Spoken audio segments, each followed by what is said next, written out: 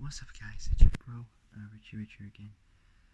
Today in this video, it is now, part 2, on Top Gear, Top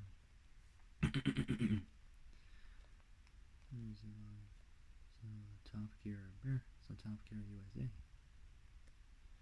And today, I'm going to attempt to finish this whole part off as much as I can as possible. And today, I'm going to attempt to finish off, so before I start, make sure you all like the video, subscribe, comment down below what you guys think, hit notification bell, and hit all, so that I don't want to make brand new uploads of what I got left. So, without any further ado, let's begin. So, the next part we're on is history. So, starting off with the first one is Top Gear on Discovery Channel. Here we go. So,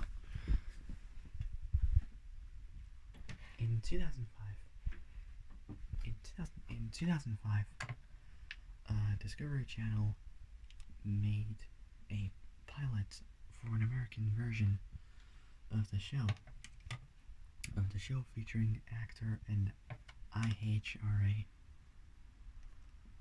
Driver Bruno Massel, actor John Jenkinson, and actor John Littlefield as the hosts.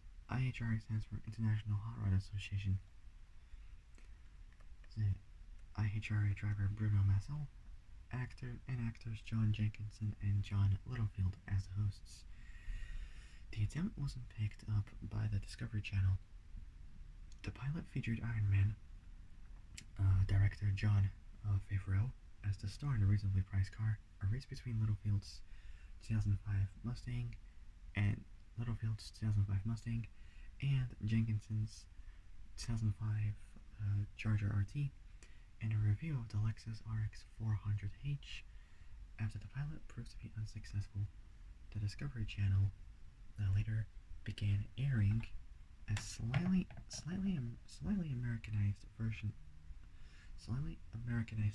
of the British Top Gear show with presenters Clarkson, Hammond, and May. The show featured clips of features and challenges from season 1 to 5. So season 1 to 5 from the BBC Two show, with intro segments recorded by Clarkson, Hammond, and May at the Dunsfold Aerodrome studio, especially for the US audience. Regular features like Boston News and star in a reasonably priced car weren't shown on the Discovery Channel version. Next up we got Top Gear on NBC. In April 2007, the BBC was still looking to launch a locally produced version of Top Gear in the US. NBC announced in January 2008 that it had ordered a pilot for an American version of the show, retitled Gear. So NBC stands for retitled Gear. NBC stands for National Broadcasting Company. So retitled Gear. BBC Worldwide has been contracted to produce the pilot for NBC. According to NBC reality chief Craig Plestis, many automakers had shown interest in America's version of Top Gear, like I have. And Craig Plestis was both the president and CEO of Smart Talk Media, a reality programming production company, and he was an executive producer of both The Masked Singer and I Can See Your Voice. Weird, but oh well. So, according to NBC reality chief Craig Plestis, many automakers had shown interest in America's version of Top Gear. On June 16th, 2008, both NBC and the BBC officially announced an American version of both the NBC and the BBC officially announced an American version of Top Gear to be hosted by Adam Carolla, Tanner Faust,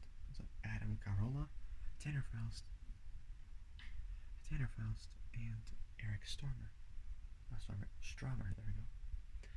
The studio segments for the pilot were taped on June 26th, 2008 to generally favorable reviews, citing close following of the UK version's format. NBC So UK version's format. NBC was expected to have Top Gear premiere as a mid-season replacement in 2009.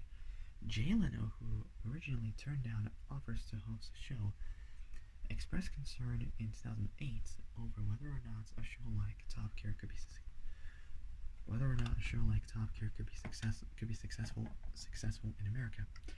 In a column published by the Sunday Times in 2008, Leno expressed concern that an American version could lack the critical reviews for which the British version is known. The British show is produced for the BBC with public funds, while the American show airs on commercial TV.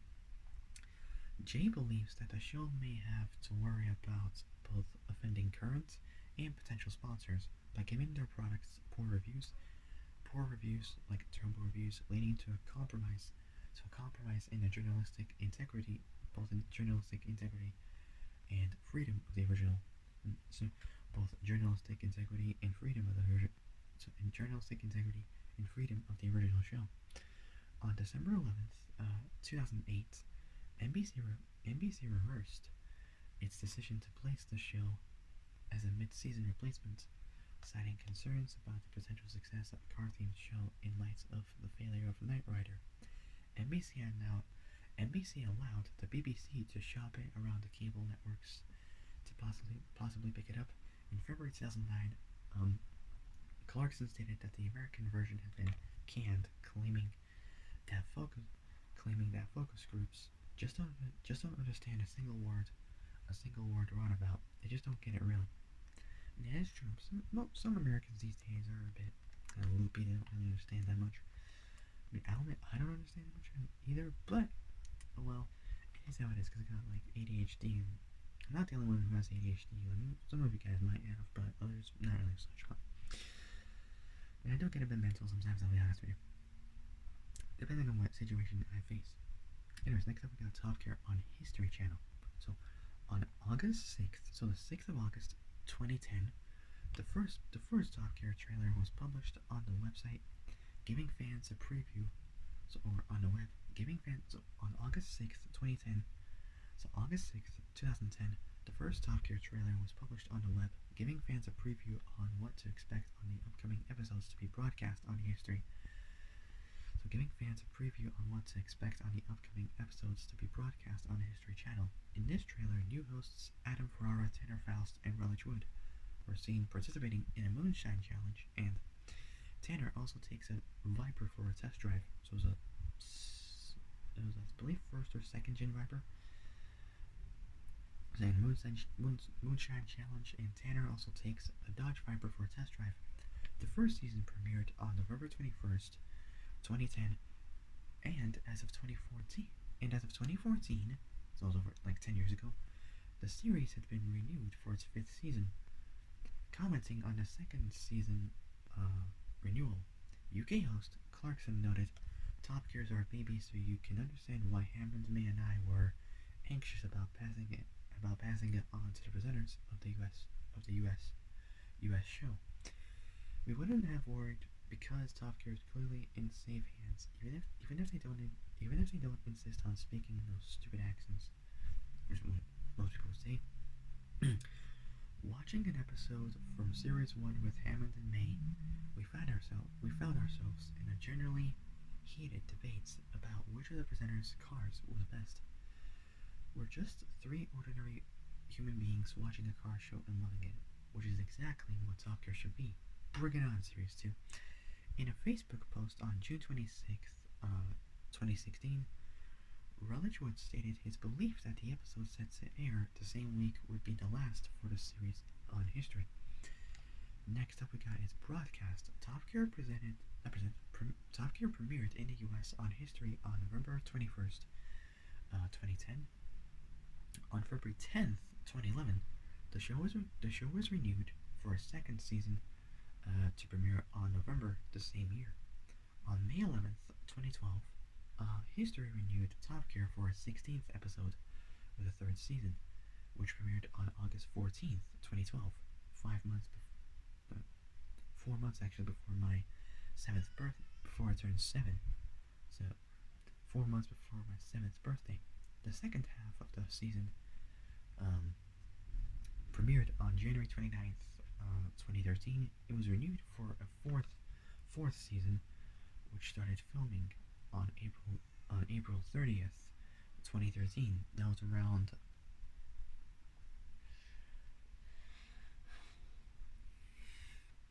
as a 26, 26, sorry. So we started filming on April 30th. It was around 23 days since Need for Speed was started to be filmed in Macon in Georgia. So we started filming April 30th, 2013, and premiered on September 3rd, 2013.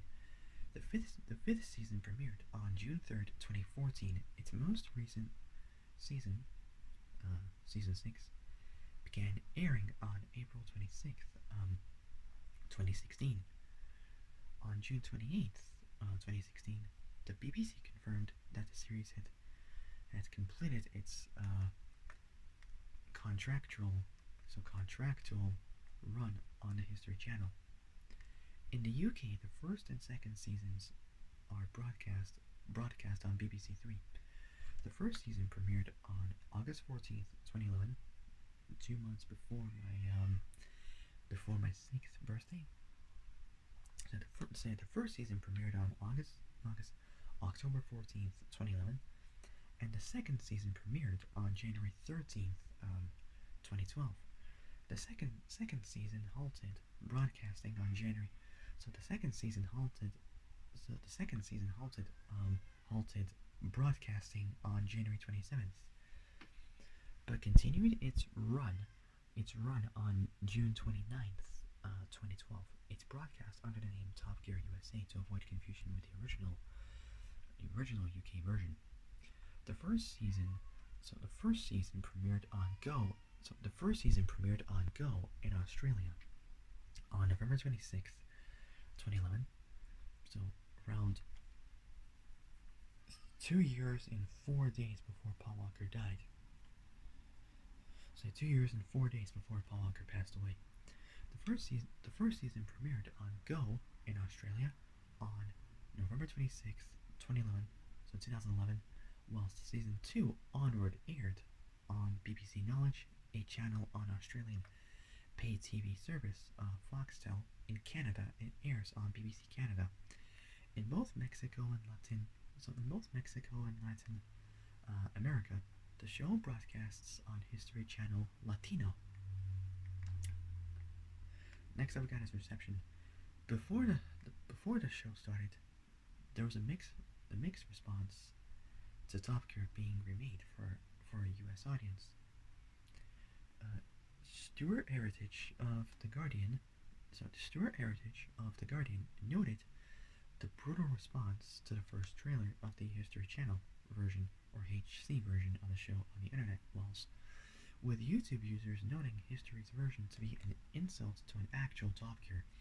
Among other less favorable comments, agreeing with the commenters, Heritage notes that US TV doesn't have Clarkson, Captain Slow, which is May, and the hamster, which is Hammond, but noting the original BBC version isn't exactly British per se, and figured the show could possibly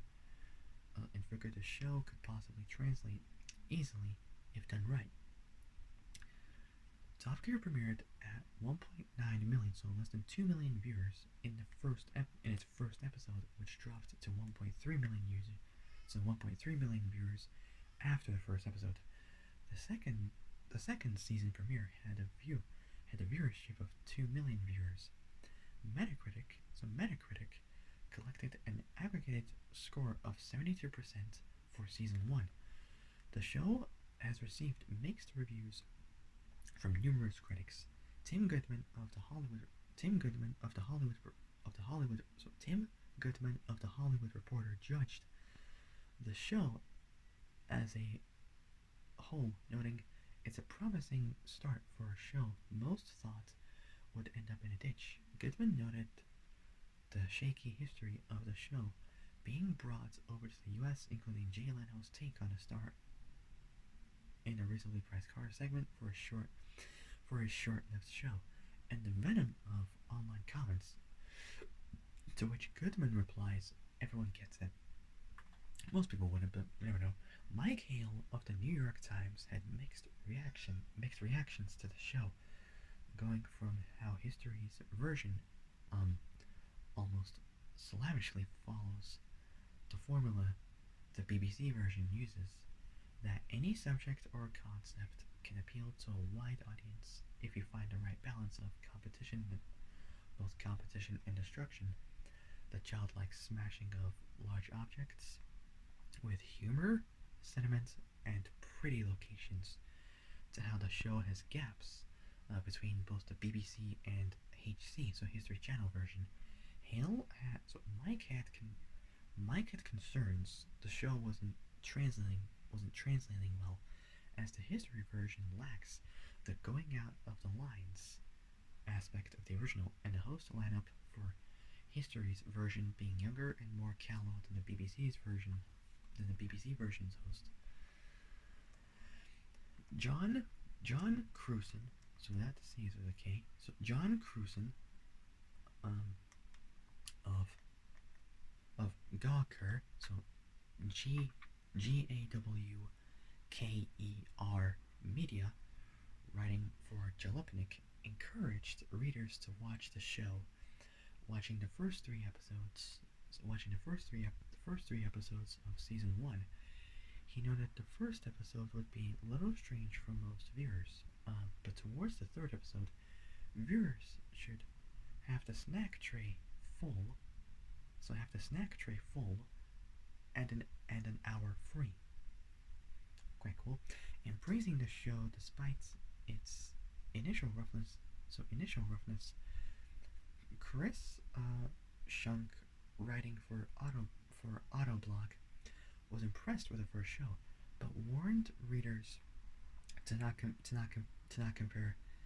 compare history's version of Top Gear to the BBC version of Top Gear so easily. Also, the show would encourage Autoblog to keep watching at least for 9 more weeks. At least for 9 more weeks.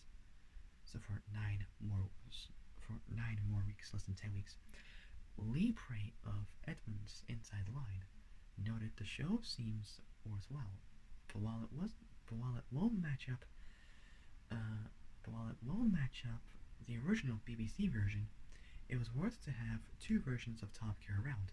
The AV Club gave the show an overall rating of C, lamenting that season one of the series ended with a clip show, and not like host Adam Ferrara. The review compared both the BBC and History Channel versions and claimed that History's version borrowed the graphics, music, and editing of the original, but that the show felt like it was imported from a 1980s beer commercial.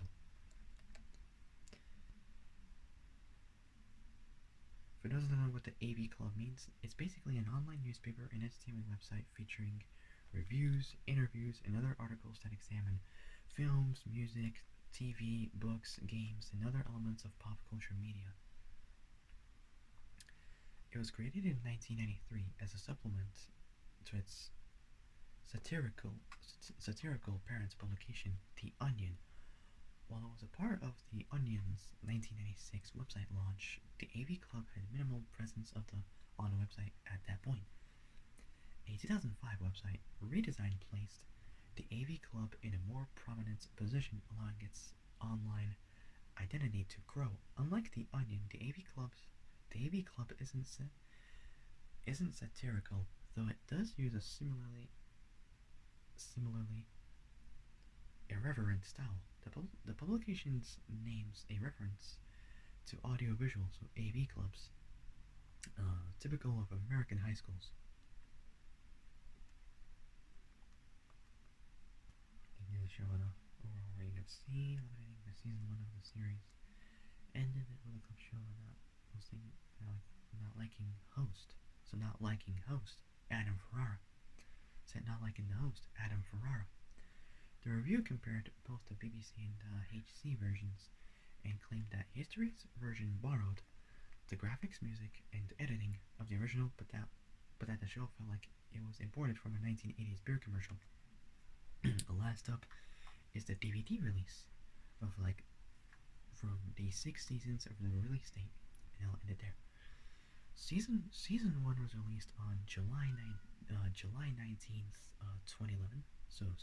Season 1 was released on July 19th, 2011. So season 1 was released on July 19th, 2011. Season 2, February 19th, 2013. Season 3, August 6th, 2013.